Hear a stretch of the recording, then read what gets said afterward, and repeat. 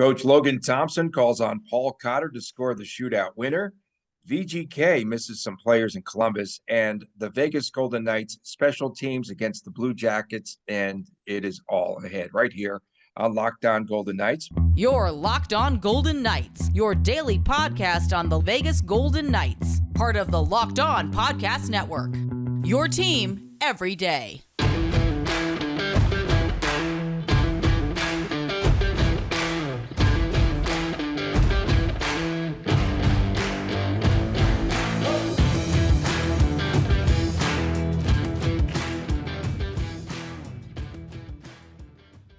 Welcome. I liked it, Tony. I liked it. A good open there. I got your attention. Welcome to Locked On Golden Knights. Tony Cardasco and Chris Golick here from Las Vegas.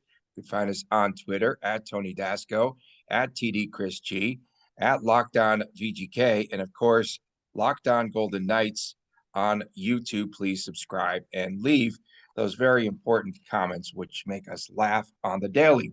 Okay, so VGK, Chris, wins that seventh round shootout last night to defeat the Blue Jackets in Columbus.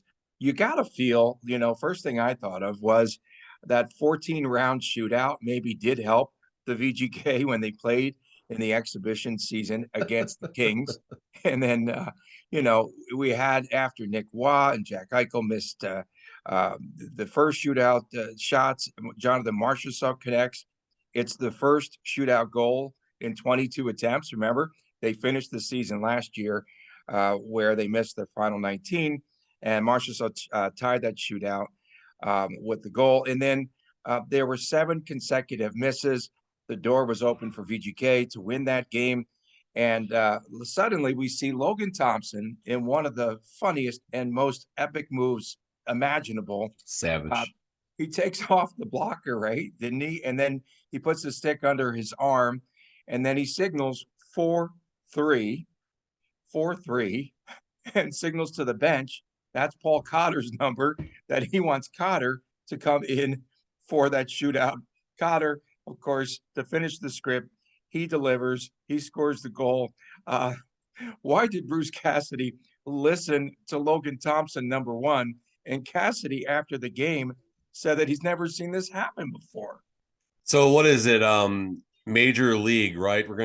Jake Taylor. We're going to go with the old number 1. Now we have the old 43 here in, I'm not sure, is it which way? I don't know if I'm mirrored or not, but either way, you follow what I'm doing here, friends. Yeah, I mean, listen, it's fun. It's goofy. And a couple things. Cassidy did mention he doesn't really stick around for the shootouts at the end of practice. And there's more important things for the coach to do. Don't read too much into that one. But, there's trust there, right? And he did mention in his post-game presser that players were actually calling for him sooner. And he's like, well, I don't know. I don't really watch a whole lot. So it's like, ooh, okay. But listen, he put some faith in LT there. And this is twice for LT, right? LT is 2 for 2 in his coaching debut. The first time against the Edmonton Oilers, telling Mark Stone where to go on the penalty shot. And then now he's calling out players for the shootout and stuff. So I feel like Logan Thompson should just fill out the card before the game in case the team does go to a shootout. But unheralded, we can't get too deep into that talking about the shootout without mentioning Marchessault and the fact that his goal saved the game. And also, I did notice Cassidy made a point to single that out as well. So I might be reading too much into this, which that's our job as media and doing this. We're supposed to overthink things, I guess. But Marchessault I'm still breathing a little weird. I got to take a second every now and then. But the point being is Marchessault has the issues on Friday night, gets benched for a little while. And Saturday, Cassidy comes back and starts line 2. Now Cassidy in the post-game presser makes it a point to single out Marchessault. And as he should, Marchie did save the game and keep the game going. But, we're going to read into this a little bit, and that's what we do here. And I do wonder if there was maybe some type of tension, I guess you can call it. And there's going to be tension. There's going to be tension when teams are winning, when teams are losing. It's part of the process. It's part of the process, part of the season and the harmony and everything that goes into a winning or losing NHL season. So maybe there is a little bit of tension between Coach Cassidy and Marchessault, and credit Cassidy for trying to say the right things and put Marchie back in a place to succeed, I guess, and give him credit. Yeah, so we also know that Logan Thompson has seen Cotter down at the AHL level, so he knows what he can do, his capabilities. I was curious to get your feedback on the creativity. Remember last year, no creativity on the penalty shots. And what were your thoughts? Besides Phil Kessel, we'll Phil get to that in Kessel, a what did you second. say? What I did you said say? besides. I One? said besides Phil Kessel. Yeah, but last night you tweeted out what? 1 for 10 career? No, not career. Just over the last 6 years. It Oh, didn't go back through oh, career, at over least six where I years. That's found. fine. But point being is he gets 1.25, whatever the math works out to be, or 1.3 shootout attempts a season. And there's a reason for that. And fine, whatever. But now Cassidy did have a plan, though. He mentioned he liked the looks of the right-handed shooters.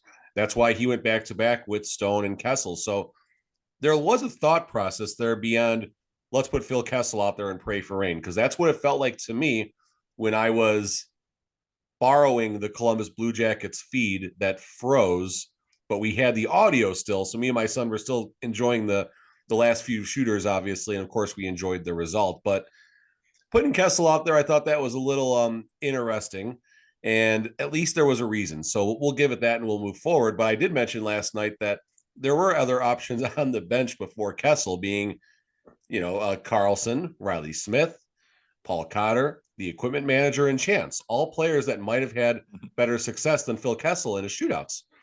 No disrespect, Phil Kessel, but that's just it's not his thing. He's not a shootout guy. No disrespect, equipment. And you mentioned the creativity, and that's the thing, it's just you and the goalie. It's a very strange, lonely feeling out there. And, you go down there, you get a shot, you miss. Okay, you got your opportunity, but you go for that deke, you go for that forehand, backhand.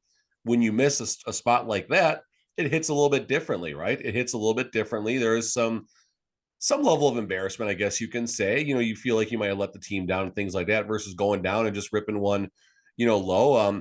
Jack Eichel, a beautiful backhand forehand move that I thought was a goal on the replay, because it was weird. I couldn't tell where it landed.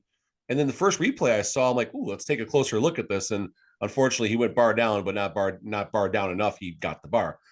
Nick Waugh had the goalie absolutely beat. And if you watch that one in slow motion, the puck goes on edge right before he makes his backhand forehand move. So there was some scouting in this shootout, going with this many righties and all of them going going backhand forehand. And then Cotter does the opposite, going forehand backhand to shut the door. Yeah, and I just thought, in that series there, that Daniil Tarasov was good as well. They both were really Of course, good. it's a VGK. It's a goalie going against VGK in the shootout. They're greats. They're all greats. 27 straight, but to his credit, though, Tarasov last night, 27 consecutive saves in the game. Tarasov was great. Tarasov was yeah, great. He's a big goaltender too, and he takes up a lot of space. That was a good game. After it was boring early on, and then VGK scores the 2 goals, and then here we go again. They just cannot maintain the lead. Why do you feel that the Golden Knights couldn't hang on to that 2-0 lead? So we got a couple things happening. One, another third period lead blown game, still one, giving up a point to the Eastern Conference. No big deal there, but it's still something to monitor. Let's go back to season 1. How often did that team cough up a third period lead? I don't know if it happened, and if it did, it might have just been once throughout the entire season. And they had a lot of third period leads. That was the identity of that team. On top of the forechecking, on top of the aggressive play, they were a shutdown team. Right now, the season 6 Vegas Golden Knights, yes, this is our 17th win, and what are we, 17-6-1 or something like that now? Correct, yeah. Phenomenal record, but we are not a shutdown team for the moment. Hopefully it's going to get better. And this is something that I've said, and Cassidy also does say it, and I do agree with this statement. It's tough to win in the NHL. Yes, you have your teams on top like Boston and Vegas and New Jersey and Seattle. Awesome to say that. You have your teams on the bottom, such as Arizona, such as St. Louis, such as Columbus. 2 of the 3 of those teams actually beat, 1 out of 3 of those teams beat us, and the other team, took us the distance. And even the Arizona game, we might talk about that tomorrow a little bit. That's kind of where I felt this VGK team was a bit exposed. But back to my point, these are still the 32 best teams, not in North America, not in, not in the continent, but in the entire world. It is hard to win in this league. And you're without Pietrangelo, you're without Nick Howden. You have Ben Hutton out there all of a sudden as your line one defensive pairing, and you're gonna go backwards a little bit there. But it's tough to win in the NHL. It's best on best, and you have to give credit to every single team that takes the ice, whether they're on pace for 47 points or 48 points, like the Anaheim Ducks are right now. Oh my goodness, when I saw that yesterday. Or teams that are in pace to go into the one teams like the Vegas Golden Knights are. Any team, any night can win. You can run into a Daniil Tarasov, who you never really knew much about, but he came in there and had a great effort. That's hockey, and that's the fun about hockey. That's what makes it exciting. You have to enjoy both sides of it. I know. Once again, you cited bad ice in that extra in the Oh, I shootout. meant it last night too. I actually I know we joke about bad ice. William, my buddy William, who's a fellow coworker of mine, I guess we can call it on the Whatnot app, slinging cards. But shout out to William Conlin. He's always texting me during the games, heavy ice, heavy ice, heavy ice, and so That's but yeah, funny. the Chevaliers or whatever they call them over there in Columbus, they might have missed a couple of spots on the VGK side of the ice. I'm not gonna say it was as bad as was it the New England Patriots when there was all that snow and all of a sudden here's a snowblower going out there that And they makes had a to plow. good old right turn and goes perfectly where the kick is going to go. I'm not going to say it was that bad, but maybe it was just some bad luck. It's rigged, Tony. It was rigged. It was rigged. And Logan Thompson, I just want to talk about his confidence because, he makes that save in the shootout, jumps up and holds up 4-3. He And was, he was thinking it before the shot too. That's the thing. of course, like that's what I'm saying. And he wanted them all along, and then he's like, he just signals to the bench. Cassidy says he's never seen anything quite like this. But again, it just shows me his confidence. And shout out to Russ Dizzle, one of our good followers there on Locked On Golden Knights, and he had pointed it out. And then I went on the stream and I rolled it back, I rewound it, and there it is. He just holds up the 4 and the 3, signals to the bench. Coach, I want to go home. Put Cotter out there. But look at his confidence level, like to do something like that. And again, he's starting to really blend in with his team. He's shown, again, leadership skills, and he's also keeping this team loose. I mean, if I were to see that, I'd be like, and I'm Cotter, I'm like, let's put this game away. This is great. Yeah, And I mean, the bench is howling, it's funny and it's fun. And that they were loose. They were loose for once is what I'm getting at. right. And the team, I think, for this entire season, even through this little, ups and downs like we've had in the last couple of games, the team is loose. You watch them, you watch the practices, you watch the interviews. I'm around the players, I'm around Cassidy. It is a very loose team. I have nothing to compare it to because I wasn't doing this to this level the last couple of years, but well, you haven't done it with Cassidy either, though. Right. No, and that's fair also, but you can just see it. There is, they're sticking up for each other, even in that terrible loss Saturday against Vancouver. Marchie's out there doing his thing. Kolasar's out there. Actually, Kolasar, that was a good fight. He actually got some good punches in that one. So credit Coley for doing what he needs to do. Nice boarding penalty too, Coley. Nice boarding penalty. Yeah, well, there's that. There's that. I mean, that's going to happen. He's a goon. He's a goon. But the team is loose. The team is relaxed, and it's fun. When they're having fun, good things happen. Season 1, they had a ton of fun, and they haven't had that much fun since then, really. And watching this, it's a joy to watch.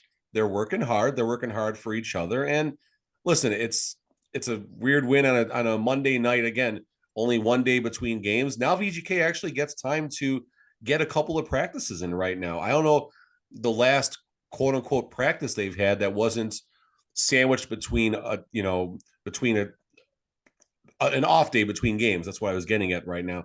They'll have at least one, if not 2 full practices here to, in Coach Cassidy's words, work on some things. We got to work on some things right now. And it's a long season. And it was not their 10th game in 6 days. It was the other way around. It was their 6th game in 10 days. I was tired also. It was my 6th game in 10 days. So what can I say? So good call for a couple followers that caught that. I thought I got the correction up before the follower got me, but I think I was just a second or two late. Caught you on that? Toronto. Man, they're really paying attention. I know. Yeah. This is fun. This is great. This is good. Really it makes waking up early and sucking down all this coffee, worth it. I really wanted LT to take to take a shot there in the shootout round. It's like if he could scout this, he could definitely figure out a way to There score. should be a rule. If it goes 10 rounds, the goalies each got to take a shot. That salty Goalies are the play-by- 11th shooter. that salty play-by-play guy on Columbus TV, who was kind of sneaky good, right? I kind of enjoyed the call, but he did point out one thing. They did point out something on the telecast that I wanted to ask you about. He said that they were playing a lot of individual hockey, and then as soon as they said that, the VGK, you could see it. You could see it there through most of the second and third periods where they were just taking it into the zone and then shooting it. It was a lot of individual or ISO efforts by the VGK last night. And I don't know if you noticed it, but as soon as they started to mention it, I was like, yeah, they're not really sharing the puck very well. Yeah, I'm going back right now. So I didn't watch a ton of I didn't watch it too closely last night. I did happen to catch both first period goals. And I felt in the first period like things were kind of okay as far as the chances and things went. It was just a kind of weird, but VGK seemed like to separate themselves as far as the better team. And then I was passively going up and back between that and the football game last night. Got to watch the fantasy and the bets and all that sort of thing. But I was going up and back, and now that I think about it, yeah, I mean, there was a lot of times they kind of come across the blue line, and now what do we do? And maybe this is a spot where, right there. Maybe this is a spot where Pietrangelo is certainly, in his 25 minutes a game, whatever the heck he's averaging right now. We miss that sort of thing. And his job is to rush the puck. It is to create the offensive opportunities from the blue line.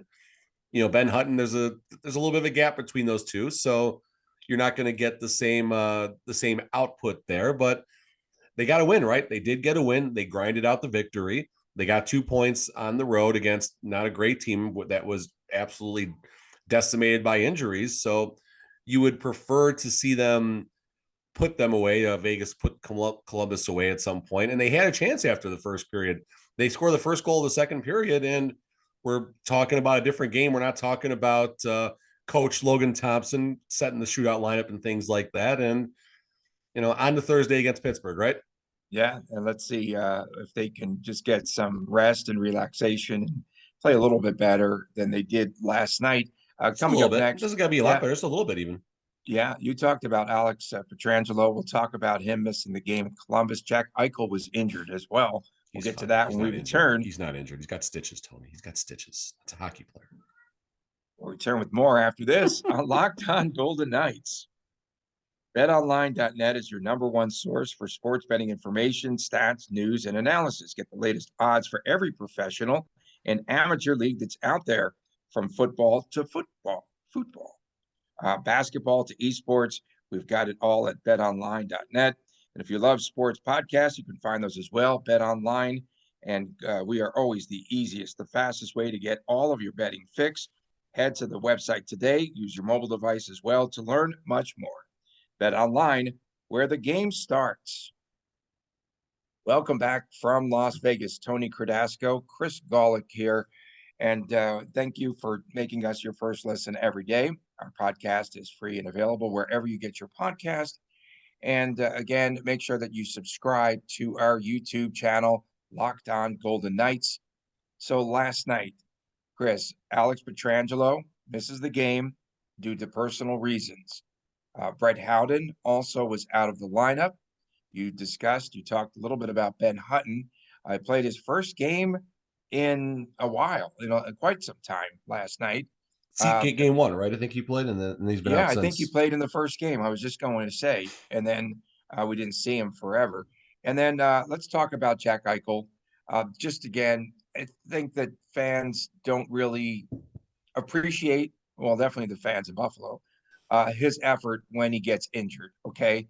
He really took a wicked shot that went under the visor on a blast. Bad luck when that happens. From Nick Hague.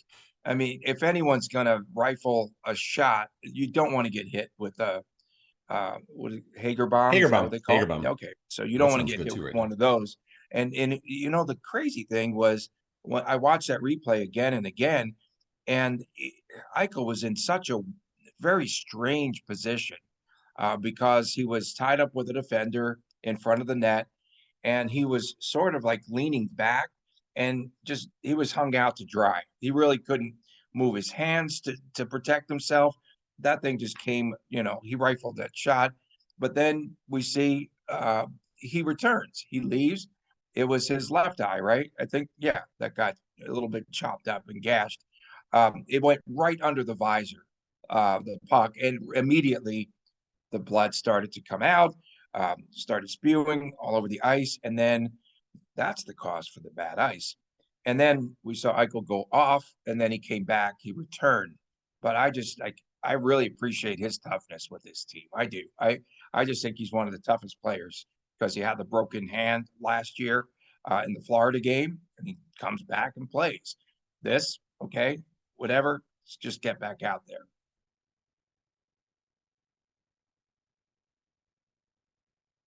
No, your mic's not working right now. Can't hear you. Can you hear me? Okay, we cannot hear you. Did you turn your microphone off? All right, I just switched. Can you hear me right now? Now we got you. Welcome okay, back. cool. All right, Welcome so this back microphone to you, and just welcome back, decided Cotter. Yeah, there we go. Welcome back. There we go. So yeah, Jack Eichel is remarkable right now, and it's just he's a warrior. I mean, dude played with a broken thumb last season after the neck surgery and everything that went into all of that. And then now we look at, I mean, he takes a puck to the head under the visor and get a couple stitches, come right back out there. And that's why I was kind of joking. He's not hurt. He's fine. And I think you even sent me a message last night saying, let's talk about his injury. I said, he's not injured. This is not an injury. And this is what hockey players are all about. And I was actually sitting with my wife, Amanda, this morning before the kids came down. And we were talking about, I don't know how this came up, but there's a funny video. If you simply go to YouTube, put in hockey coach hit by puck, paper airplane or something like that. There's this soccer coach in one of the big leagues somewhere in Europe. Dude just sitting there and a paper airplane clips him. Okay. A paper airplane clips him. Guy looks around, realizes he was hit by something. Dude goes down like he got hit in the head by a 2-pound rock that came from the upper deck. Like that's what it looked like. He's holding himself. He's all injured. Then they go to Barry Trotz, NHL coach Barry Trotz on the bench, takes a puck right off the head. You see immediately, it just looks like he's got an antler or something. That's how hard it hit him. He just gets a towel and just keeps going there. Or another one, Ovechkin, actually in the Stanley Cup final, he takes a puck like right off the jaw on the bench. And there was another soccer player. The soccer player is getting ready for the corner kick. Someone kicks the ball. It hits him like on his hip. And the dude goes down and grabs his head and just like he's hurt. So, just a little bit of fun there. But Jack Eichel is a warrior. Hockey players are warriors. This is what hockey players do. They don't fake injuries. They don't go down in a heap every time someone touches them. Because if you are known to be that person, two things are going to happen. One, you're not going to get a call from a ref, plain and simple, or they're going to get you with the old embellishments. You don't want the ref doing this to you and putting you in the box, because that was a big thing for a while. And the second thing is you'll have a reason to go down, because players will absolutely maul you, code, unwritten, written, whatever it is, you will get your teeth knocked in if you start doing that nonsense. And going back to Jack Eichel, where this conversation started right now, Jack Eichel is remarkable on both sides of the puck right now. We see his offensive output. We see his numbers. We see the goals that he's scoring. He's out there on PK1 a lot right now. His back check is phenomenal. Coach Cassie did also talk about that in the post-game presser. So we are so fortunate for everything that Jack Eichel is to this team right now. He is the difference maker. You could put a letter on this guy. No questions asked. He has earned it right now. He's our leader. And if we are going to make that cup run and possibly have a parade, it's going to be Jack Eichel that gets us there. Alec Martinez, I think, had blocked last night. He's over 100 block shots now, which is incredible. There was a play in that game that I disputed heavily. They called an interference call. It was on a back check by Martinez. But, I think Didn't that catch was that, but yeah. call. And I'll take any liberty to blast, refs like you. And and Mark Stone, is everything okay with Mark Stone? He's been very ineffective. He's not getting that push, I guess, if you will. He missed the net the other night. Last night, he was really not noticeable at all. First question, can you hear me right now? We can hear you loud Okay, and I've clear. switched back to the microphone that normally works now. I was on, so Technology. Neither one of us are good at this no, on the God no, tech God side no, God no. or It on the took podcast side. Hey, credit to Sean for credit to Sean, who's I guess kind of our boss in the sense that he directs traffic for us. He was so patient with me trying to learn all this stuff, and Same here. Same here. so super Step by credit to step. Sean, and we're getting through it, folks. We are faking it till we make it right now. Ooh, yes. More So coffee. More coffee. I'm getting actually my coffee reload right now from my wife. Yeah. This is amazing. This is very Thank you. good. I need it right now. I need it. What Thank about you. the shot of whiskey? No. Shot. All right. Shots.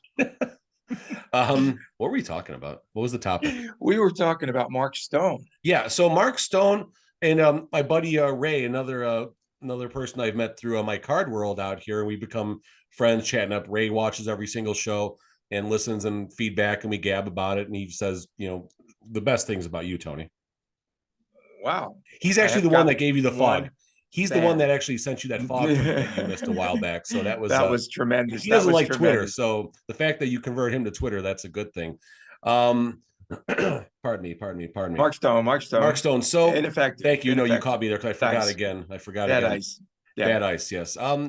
He's one of the ones about maybe a week ago that kind of said Mark Stone doesn't necessarily look well out there, and my first response was, Mark Stone's not a fast skater. And listen, he's an NHL world-class skater. Let's be clear about this. But he is not going to beat you in a race.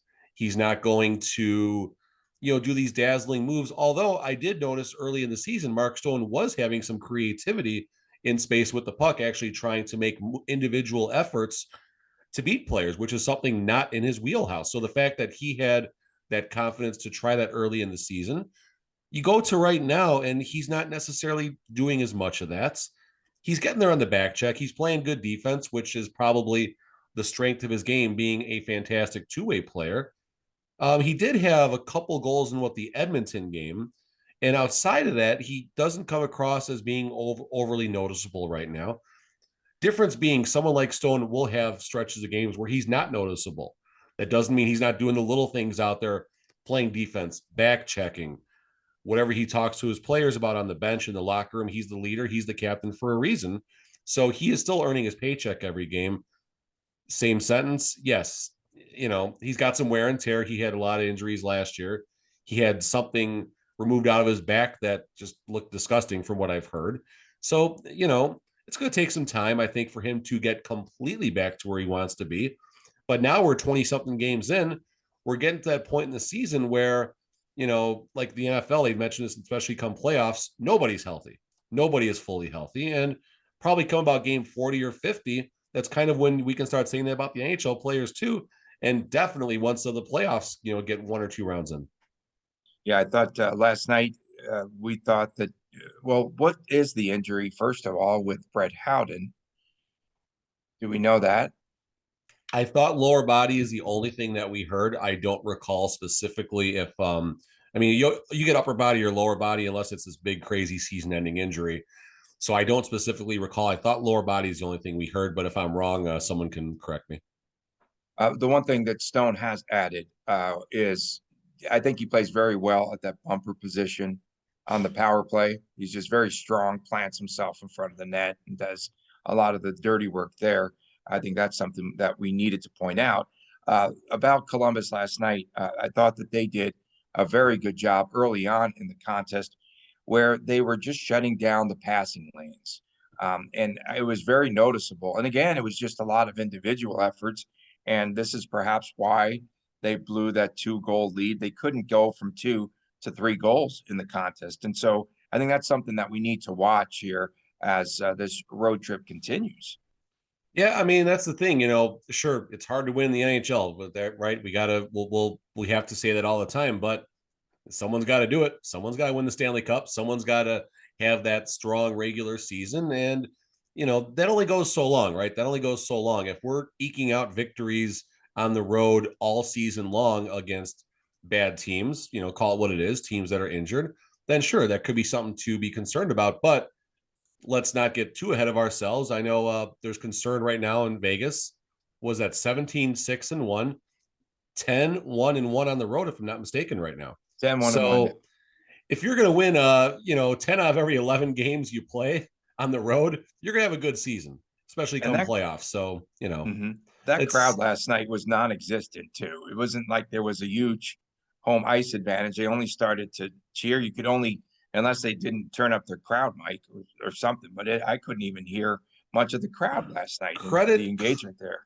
Credit Columbus, I believe, when they played in the playoffs, they show up. In the playoffs, they definitely show up. The first time I remember seeing that, I thought they took, and we could be going back 4, 5, 6 years now. I mean, we got to dig pretty deep here, but when they played the Pittsburgh Penguins, I just remember insane crowds there, and it was exciting. It was playoff hockey, something obviously a little bit newer for Columbus, and but it's no T-Mobile. It's no T-Mobile.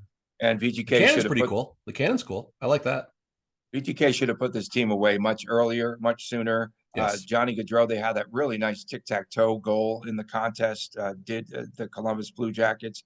Gaudreau was sick still, battling a virus or flu, and we talked about it yesterday. This Columbus team was missing 6 or more players, including a couple of goaltenders, and that's a team that they definitely should have put away a lot sooner in the game. When we return, we'll talk about, we'll rate VGK special teams. We'll talk about their performance so far. Don't go away, right here on Locked On Golden Knights. Thank you for making Locked On Golden Knights your first listen. For your next listen, make sure that you check out the Locked On Sports Today podcast. It is the biggest stories of the day, plus instant reactions, big game recaps, and the take of the day. Available on the Odyssey app, on YouTube, and wherever you get your podcasts. Welcome back to Locked On Golden Knights. Tony Cardasco and Chris Golick from Las Vegas. And Chris, I wanted to make mention of special teams, because this obviously was a major collapse the other night, colossal collapse against Vancouver, where the VGK gave up 3 power play goals.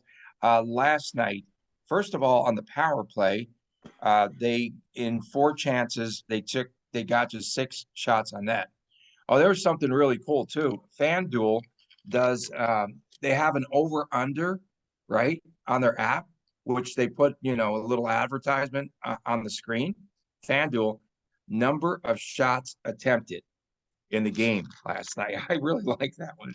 It was 115.5, and I believe it went over.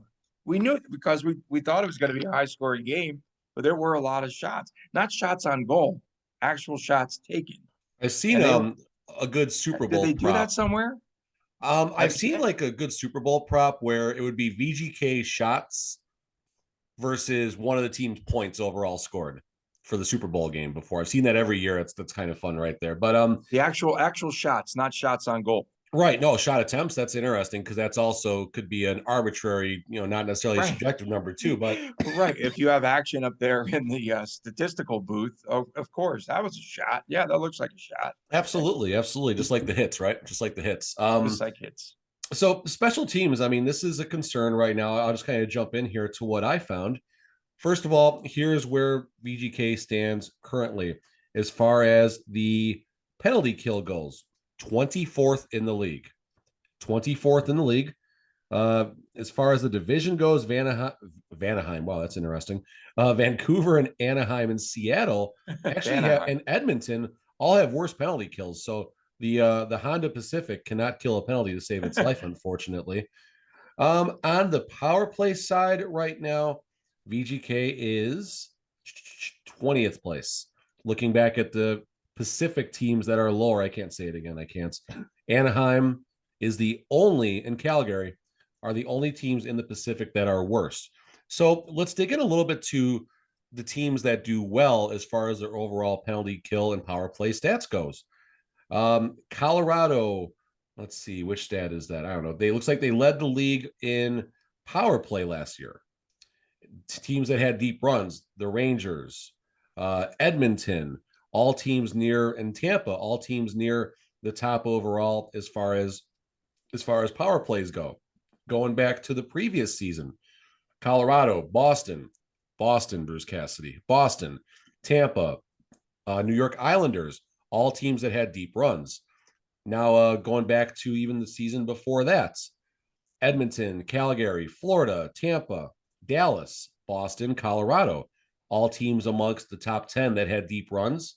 Looking on the other side, on the penalty kill side right now, teams that have had decent runs. The Flames were decent on the kill. Edmonton was actually good on the kill. Colorado, the Rangers, all teams in the top 10.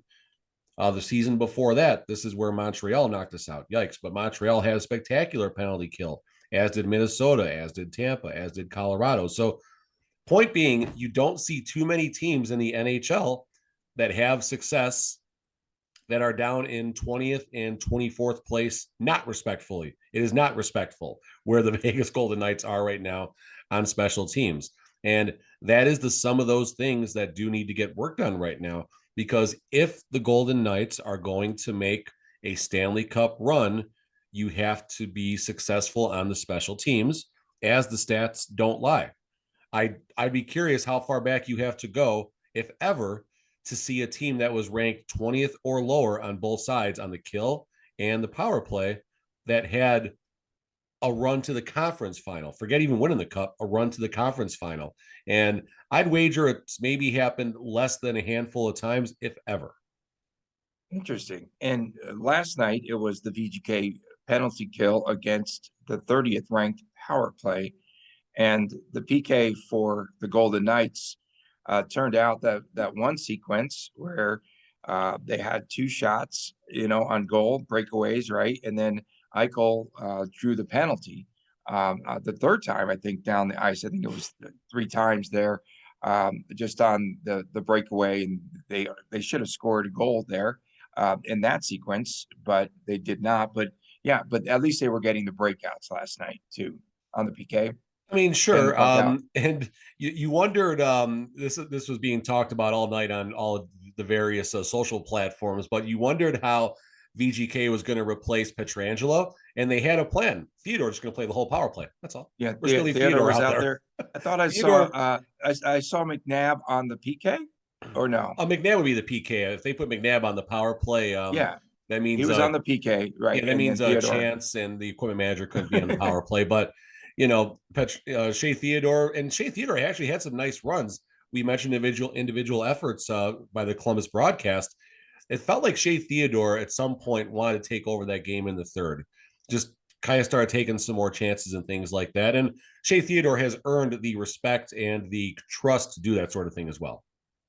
I'm just curious what the story is with Alex Pietrangelo and how long he's going to be out. It didn't sound good, the VGK intermission, just that we hope everything's okay with him and his family. Yes. And that is cause for concern. Yeah. I mean, a player missing just a game randomly, kind of last second. I mean, you wonder how long they actually knew about this, but you hope everything is okay. Obviously, we're out here making light of a lot of things, but, hockey is not that important, folks. Let's call it what it is. I'll tell you what, special teams coach Special Logan teams Thompson. are important. I think Logan Thompson has to start working with the PK unit too now. I think that's his next step. He's got a future in coaching. Coach Thompson, Coach LT. It's the best. It's we awesome. thank everyone for tuning in today. And thanks for making us your first listen each and every day. Make sure to subscribe to our YouTube channel, Locked On Golden Knights. For my man, Chris Golick, I'm Tony Cardasco from Las Vegas. We're not going to run out of time today. We'll see you tomorrow right here on Locked On Golden Knights. You can say it slower if you want. I mean, if you really want to do this, geez, Tony.